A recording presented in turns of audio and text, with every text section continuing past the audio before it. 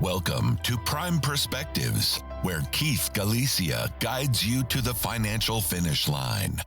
As a certified financial planner practitioner, he covers all topics in financial planning. Join him each episode to gain insights and strategies, helping you pursue your financial goals together.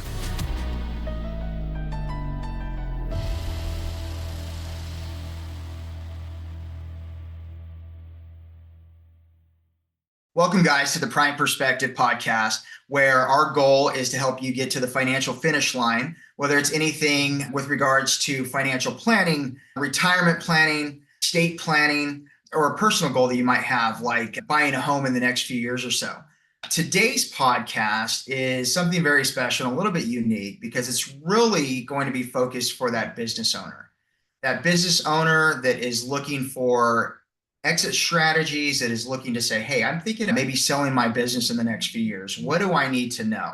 And so our guest today is John Duffield. He's a CPA, and he's going to give us some of the ins and outs of what valuations from like a CPA might look like, potentially some strategies there. I think it's going to be a real great conversation with a lot of good information. So John, thanks for showing up today. Yeah, Keith, thank you very much for having me. I'm looking forward to the conversation. So Good. Well, let's get into it. Tell me a little about your background, how you got into the accounting industry.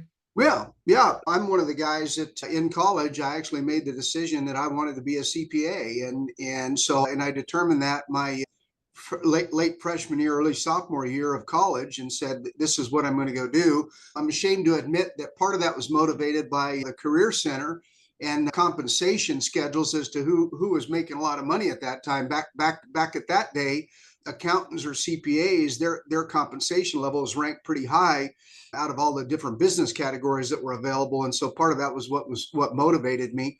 For the record, I don't know that that's exactly true today. I think compensation in the accounting industry has lagged, but was certainly that way back then, and was part of my motivation. Keith, is something that I think that's interesting that you didn't know this about me.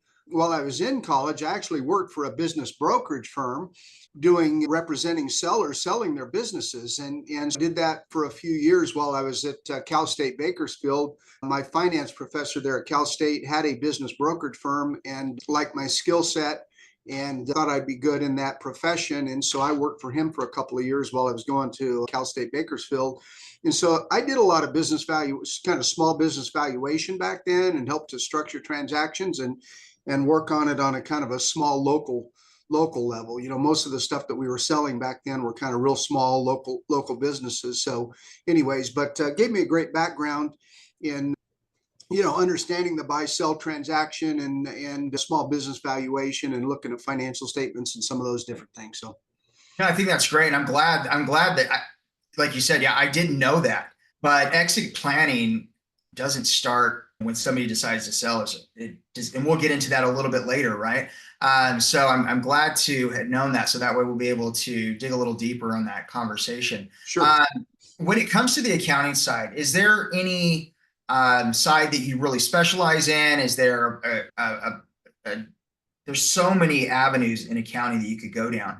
Yeah, our particular firm, so our local firm, Bakersfield based, we're a team of 12 here in the office, and we don't really specialize in any one particular industry niche where we have said, hey, this is what we're going to go pursue and chase.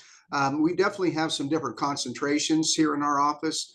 We do quite a bit on the medical side, medical professions. We do have a decent amount of clients that are in what I'm going to call service industry. We actually have a decent amount of clients in kind of restaurant industry. We have not gone out and particularly chosen and said, hey, we're going to exclusively be restaurant based or farm based or whatever. But we do have kind of a couple of concentration areas that have shown up. Some I enjoy more than others, but I personally have a master's degree in taxation.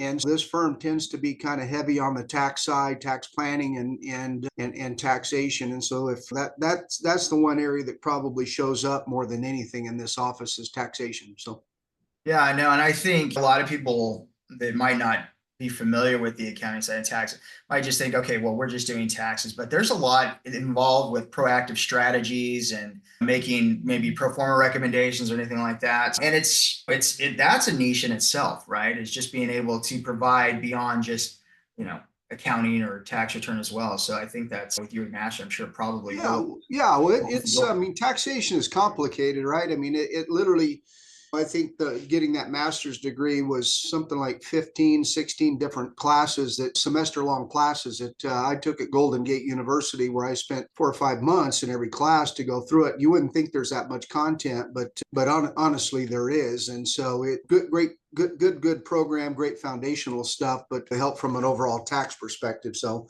it was good. Absolutely. Well, let's get into some of the insights of exit planning now. Like you had said, when you were in college, you had worked exit planning. Are you seeing any trends right now that maybe you hadn't seen in the past with businesses and exit planning? Any top of mind bullet points for you that you see there? Well, so the topic of exit planning is coming up more often now than I ever remember that it has been kind of in my past. And I think we've heard of the graying of society and this transition where assets are going to be transferred from those baby boomers to their children. Keith, one thing that's kind of an interesting statistic relative to my own industry is that it's predicted that 75% of all current CPAs will retire in the next 10 years. And so, that's 3 out of every 4 people that have a CPA license are going to exit in the next 10 years. And I don't think that's just the accounting profession. I think candidly, you could probably find some of that in the legal profession and probably a number of others, if you would.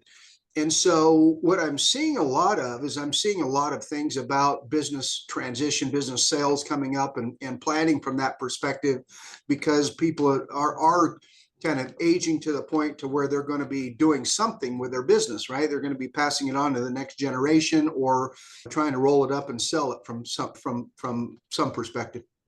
Yeah, it's the greatest wealth transfer of what we're going to see with a lot of these boomers, and I'm sure with businesses, it's the same scenario. And my industry is the same way. There's the demographic is aged to the older side, where you see a lot of advisors looking to retire or transfer their clients in the next few years or so. So yeah, it's definitely a similar type of conversation that we're having in our industry as well. Sure. Yeah, elevated interest rates, inflation, all of the above since COVID's hit, or it could even be when you think about the recent economic conditions affecting business owners. Have you seen how do you see those play out when they've started having conversations about exiting? Is it kind of maybe triggering a faster thought process, maybe because it's a little more difficult to do business, or what are you seeing? Yeah, Keith, I'll tell you what I've been seeing. So what it feels like is that there were some business owners that were kind of hanging on and knew they should be exiting their business at some point in time, but hadn't made a concrete plan as to when to leave. And then also all of a sudden COVID happened, and there were people that had perception that they're at some sort of health risk. And so that kind of accelerated that exit plan from a health perspective, this theoretical health risk perspective. Some people sat there and they're just like milking it as long as they could to try to get every penny of it out while they're working to then figure it out. But I think I don't want to say it's so much an economic environment has forced that, as much as it has been just the difficulty environment that was started by COVID a couple of years ago. And it's more challenging to do business today than it has been in a long time, in my opinion. I think from an economic perspective, I think there were a couple of years there, the business, depending on the business that you're in, that business could have been more successful than it had been pre-COVID. And then obviously some of them struggled, right? Some of them had a harder time of operating and being successful in business. To me, Keith, I'm the guy that believes that a business owner that's properly motivated and it's properly planned he can dictate their own success, right? And having to rely on kind of the economic environment or recessionary environment certainly it affects us all. But that business owner that's properly motivated and is planning properly, I think they drive their own success and kind of dictate what happens in the end. I think you hit the nail on the head, right? It's planning, having processes in place, being nimble, being able to.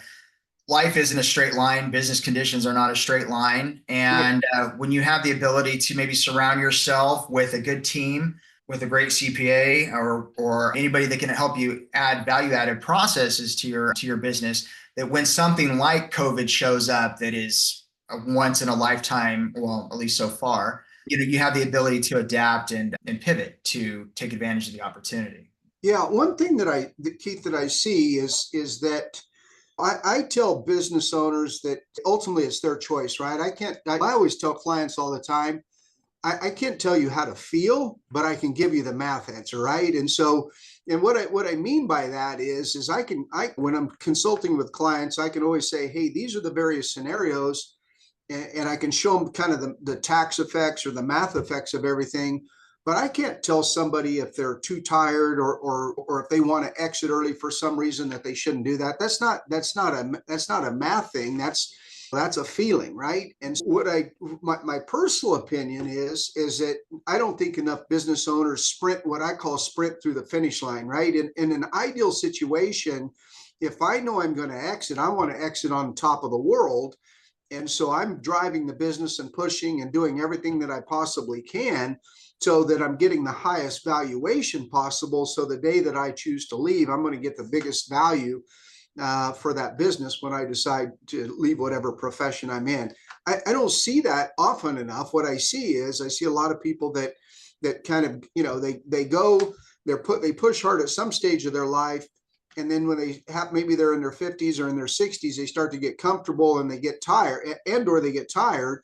And so they don't have the energy to bang their head on the wall and drive and kind of push through the end. And so they start to then kind of coast and maybe they don't stay up on industry trends and they're not as aggressive as they should within their own industry. And so they just kind of coast. And sometimes I see the business actually start trailing off. So it loses valuation at some point in time because that business owner is not motivated to drive and ultimately hangs on, maybe candidly hangs on too long. So. No, exactly. I mean, ultimately, their goal is to either sell or exit their business. And the sooner that they bring in someone like you that can provide that information, it's like, why do you want to leave money on the table, right? It's like, get those processes in place. If you have any recommendations that you can provide to them and utilize that early on, because that just enhances the valuation and gives them a better opportunity to exit on their terms and not necessarily maybe exit because they have to. Yeah. They want. Yeah, I think people that specialize in exit planning, I know that's part of your practice. There's others in the community that kind of work in that particular profession. I would encourage business owners to do two things. Certainly work with a CPA, because CPA is going to be helping you look at tax aspects and how to maximize some of those things. But that CPA also could be working with somebody that is also helping to look at that business and say, hey, what changes do we make? Or what do we do to drive valuation, right? What things do we do within the business to make that business more valuable when we are going to sell it 3 years from now or whenever that happens to be? So that I think that exit planning process, it's not like, oh, hey, I want to sell my business tomorrow, let's do a plan. I think it comes in where somebody doing it right should be thinking about it years ahead of time. You just naturally led into my next question here, which will kind of lift the hood of what you do as a CPA for a business owner. What can you bring to the table of a business owner that's thinking about selling their business? Yeah, well, Keith, the one thing that I do have value is because I come from what I call a valuation background light.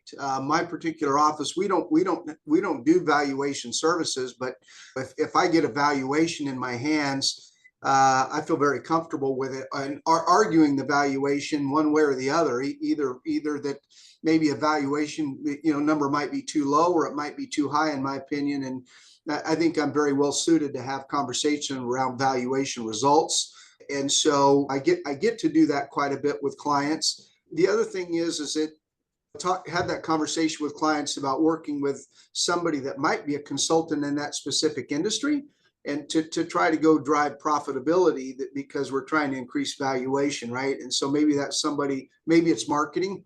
At time we're talking about how we drive revenues to drive profitability, to ultimately drive valuation. And so I don't personally act as in a consultant capacity from that perspective, Sure. but just my background is such, and I'm able to have that conversation with those clients and do that. So how does the industry determine fair market value of a business, and what factors are they looking at when they're looking to put a number on that? Yeah, there's here in Bakersfield today, we don't really have a lot of what I call valuation experts. We probably only have 2 or 3 that I think are really, really good.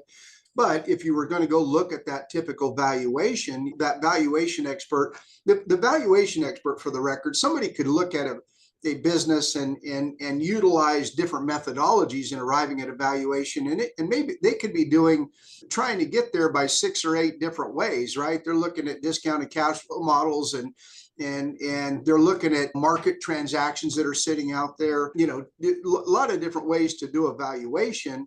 Ultimately, I think the number one way that I like is discounted cash flow models or multiples of cash flow. There are industry standards out there on what a typical business might sell for, and those are typically based off of some sort of multiple of a discretionary free cash flow. And so that's problematic at times, Keith, because what you'll find with what I'm going to call small local business owners is small local business owners tend to be taking advantage of the business in that maybe they're running expenditures through there that are not perfectly business expenditures, and maybe they're running something like an automobile through a business that in reality is not 100% business use, but they're treating it as though that it is. And so the idea is ultimately arrive at a clean cash flow number to then be able to apply some sort of multiple or metric to that to arrive at some sort of valuation.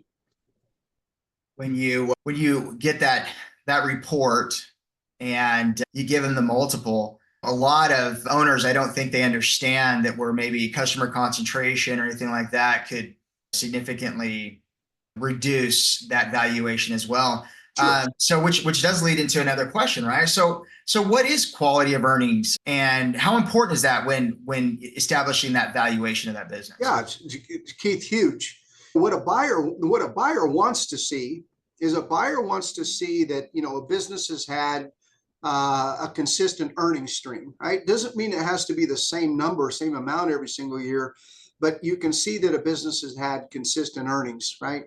And so when valuation experts are going to go in and do a valuation, what they love to have is something like 5 years worth of financial history, 5 years worth of tax returns, financial statements, and to be able to go in and kind of clean up those financial statements and get to some pro forma cash flow number. And so what a buyer wants to see is that business has a nice, clean earnings history. Again, doesn't have to be the same number, but they're going to see that. It's because they're going to use those numbers after they're cleaned up to apply valuation metrics to arrive at some sort of value.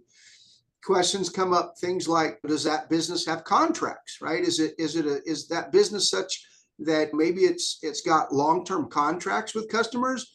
Or is it strictly a retail business that it just you have no long-term contracts with those customers, and it's just a one-off transaction every time somebody comes in?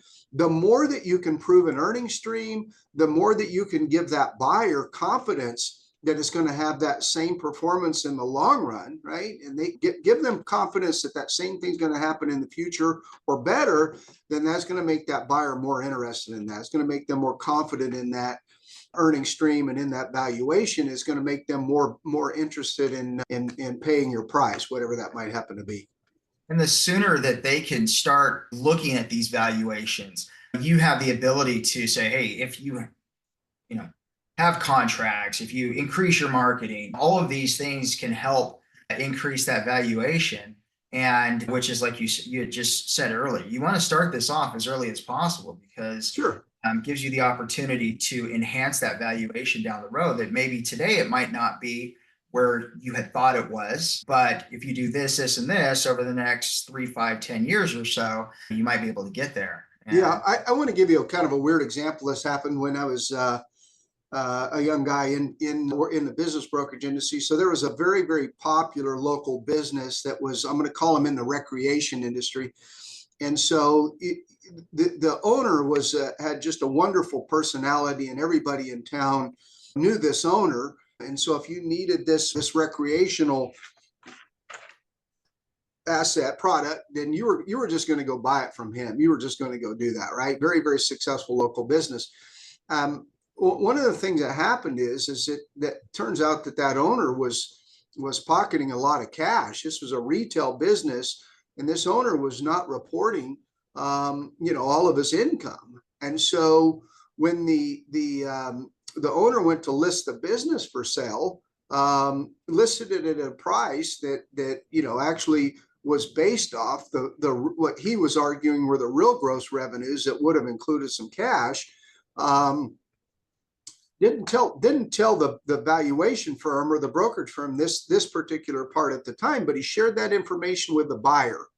Okay, and so and apparently was able to prove it to the buyer to some degree, so the buyer became satisfied with it. So the buyer executed on the purchase and then took over the business, kind of expecting to have the same result.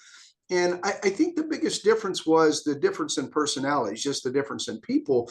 But that buyer did not have the same result or same performance out of that business that the old owner had because of his because of longevity, personality, and everything else. And that buyer ultimately ended up going back to that seller, by the way, and renegotiating the sales price down pretty substantially, candidly, under the threat of reporting them to the Internal Revenue Service for underreporting their income, and the fact that they weren't able to achieve the same result when they were operating the business themselves. I think the moral of that of that story is that somebody needs to get their financials clean, right, and be able to prove that earnings stream, and that earnings stream needs to show up on tax returns and financial statements.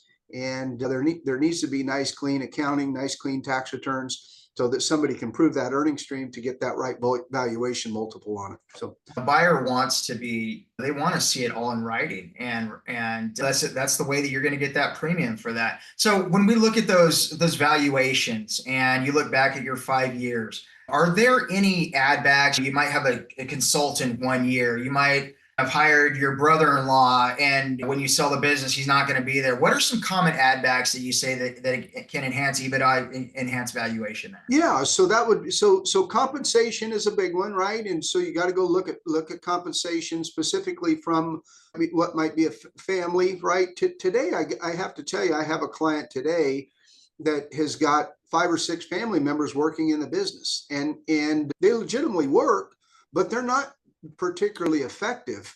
And so, in fact, I think some of them are they're on the payroll specifically because they are family, right? And that argument can be made that there could be an adjustment for compensation, right? I have a client who sold their business a few years ago, and they had their child on the payroll in the business, and the kid worked in the business. He was going to college at the time. They paid that kid as effectively as a full-time employee, but they weren't in the business full-time.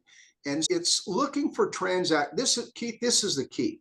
It's trying to clean up that set of financial statements to say, if the buyer bought that business strictly as a business and didn't do anything in that business, didn't charge that business for anything that was not a business expenditure, right? There's no transaction that wasn't business. What would that look like? And so that's that earnings history that you were talking about, quality of earnings. What is it? What somebody that operated that business perfectly as a business tomorrow, what's that going to yield? And so the way that you can do that is go back and look at history, go clean those financial statements up. You can go to a buyer and go, hey, look, this is what it would look like if you did this, right? Now, buyer beware, but that buyer has to then sit there and say, yeah, I see that, and I have confidence in that, and I'm willing to make a decision based on that or not, right? And so a skeptical buyer would say, Well, that's not how you filed your tax returns or your financial statements. And so I don't want to pay you an increased amount of money for something that we're speculating on, right? Something that may or may not be. But the more that that business owner can prove that out and get that financial statement cleaned up, get that business cleaned up, get contracts in place, and have a nice proven quality of earnings stream, the more money they're going to get on a valuation multiple or valuation ultimately when it comes to sell. Yeah, and hoping that they're willing to actually put that sweat equity in there to make those value adds there. When it comes to the clients that the business owners that you met with, once you presented this valuation in front of them, what are some of the common issues that you typically run into? There's some books out there that says your baby's ugly, right? You have that owner that's owned this business for 40 years and it's made a great living for himself and his family, thinking that, well, it's done great for me and somebody else is going to want it. And it may not be a turnkey or a sellable business. I mean, what are some of those issues that you see when you start having those conversations about the valuations? Yeah, I think the first thing that I would do is I would, if I were going to go sell that business in a few years, I think one of the first things that I would do is I would start working with experts. Could be your CPA, could be a local valuation provider, could be a local business broker, right? I mean, there's some business brokers here locally that are pretty good. And so I would want to go to them and start to get a real feel for expectations. I remember when I was in that brokerage profession, I was out knocking on doors trying to get a listing, and I walked into a business that was kind of an industrial pump company, and ended up with the financial statements in my hands. And business was making a little bit of money, but not a lot. And I asked that owner, the question was, are you interested in selling? Yes, I'm interested in selling. Do you have any idea what your expectation is or what you want for the sale of that business? And he said, yeah, I want $2 million. And I said, well, what'd you base that on, right? How did you arrive at that number? And his answer to me was really, really interesting. He said, well, I don't really have any money for retirement.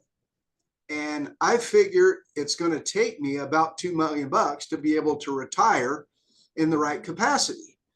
And I think I should have been able to put that amount of money away over the last 40 years of while I've been here. So that's what I want. And, what he wants and what's reality are two different things, right? And so I think it would make sense for somebody to go look at it ahead of time and start to set some realistic expectations as to what they might anticipate, right? And then start to understand how they can influence value going forward so that they can get a better number, either get a better number to going down the road or make changes in their life so that whatever the number they do get, they're going to be able to live off of, right? Yeah, and then that's the thing, right? Is that you meet with a financial planner and you find out what that wealth gap is. And then maybe you go with your CPA, figure out what the real valuation of that business is. And if it's not there, okay, well, what do I need to do to get there? Right. And so, and the sooner you start that, time is always the most important thing in my industry, right? Is just the ability to have time to be able to get there. Sure. Sometimes you can't always just turn your hat on a dime and hit the finish line there. But the sooner you start thinking about those processes and what it takes to get there, the probability of success increases for sure. Absolutely.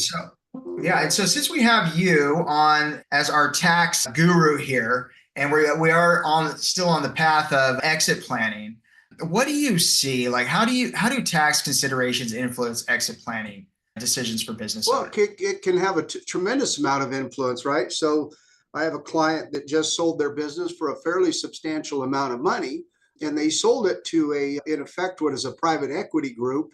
One of the things that's happening with a lot of industries right now, I'm still seeing a lot of roll-ups where industries are being consolidated by private equity groups.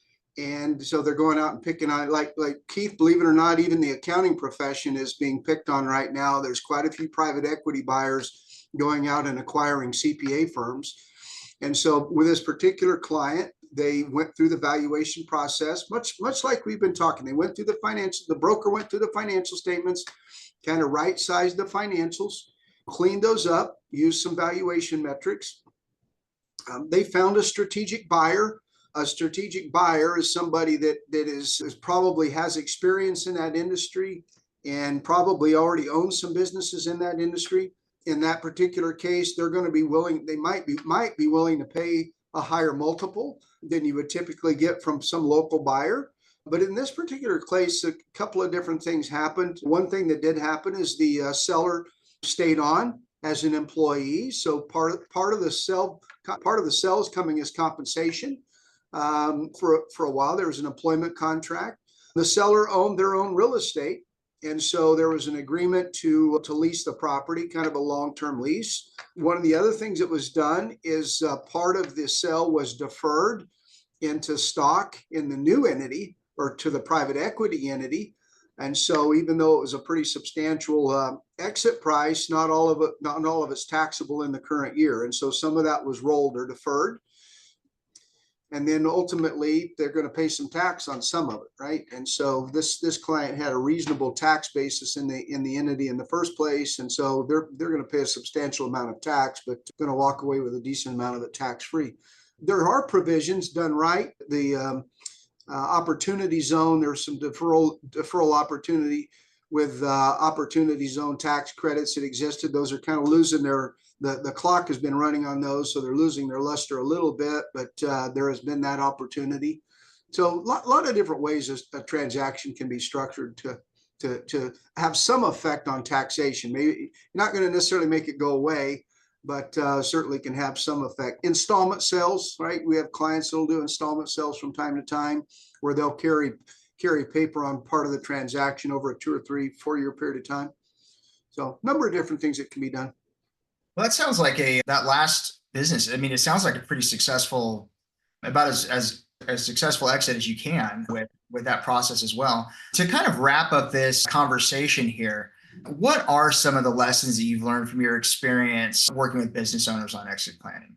A couple ideas here, a couple bullet points for the audience. Yeah, say that again, Keith. What have I learned working with a financial planner? Yeah, some lessons learning from your experience. What are some of the takeaways that you've over this period of time that you've worked with business owners on exit planning? Any couple bullet points that you could provide to a business owner thinking about exit planning in the future? Yeah, I mean, Keith, I got to tell you, the biggest thing that I would sit and I would have that business owner, without you picking at them or me bothering them, answer this question: like, what am I really after? In other words, do I just want to show up at work 3 days a week and work half days? And am I going to ride this for the next 10 years and just kind of milk this business and then see what happens then? Or am I going to push it through the end, right? I'm going to sprint through the finish line. What do I want to do? What date do I want to leave? At what valuation amount do I want to leave at, right? And so to define some of those things, I think that's really, really important for somebody to do that first. And then the next thing is then I think I would then go, okay, I'd be working with a CPA or an exit planner or an attorney and maybe a consultant to go, what might I expect on this transaction? What if I go sell this business today based on the results of those financial statements over the last 3 or 4 years? What am I likely to get? What amount of money am I likely to sell this business for? And so set that realistic expectation in your head. And then you go, is that going to satisfy me? Yes or no?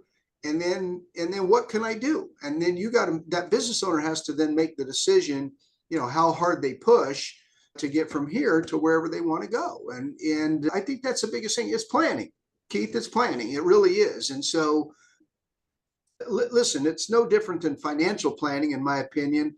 If one of your clients comes in and wants to do financial planning, then one of the things you ask them is about goal set. You ask them about goals. What are their goals, right? And then you go, okay, well, that's your goal. Then the second thing is we go, well, where are you at today? And then so how do we close that gap from where you're at today until where you want to go?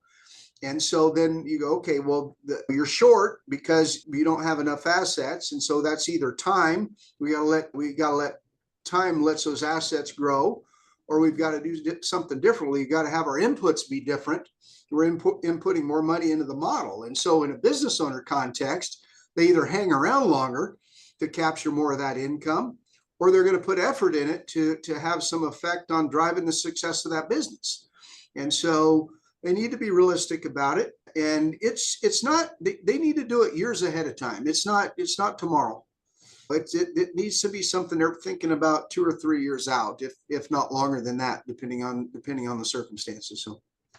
No, yeah. The sooner you start thinking about this, the sooner you start getting the wheels in motion. Yeah, like I said, the likelihood, the probability of success of a smooth exit, your ability to retire on your terms are all there. So, well, John, I really appreciate the time that you took, and I'll tell you, I got a ton out of it today. I'm sure the audience is going to get a ton out of it today. If someone wanted to dig deeper on what you do on your business, what are your social handles? How can they get a hold of you? I know you post a ton of stuff on LinkedIn. Provide it for the audience on that. Yeah, so our firm name is actually Integra Accountancy Corporation. I'm John Duffield, CPA. First of all, our office phone number is 661-488-7000. And then we are on LinkedIn and on social media as Integra Accountancy Corporation.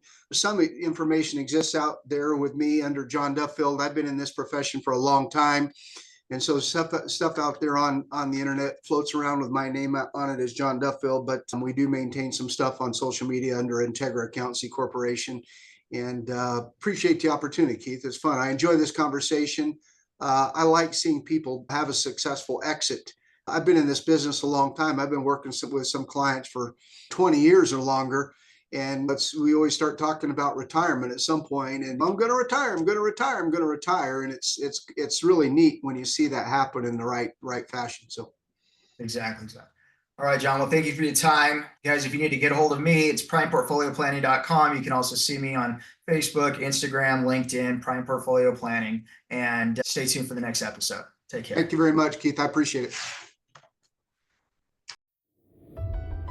Keith Galicia is a registered representative with and securities and advisory services offered through LPL Financial, member FINRA SIPC. The opinions voiced in this podcast are for general information only and are not intended to provide specific advice or recommendations for any individual. To determine which strategies or investments may be suitable for you, consult the appropriate qualified professional prior to making a decision.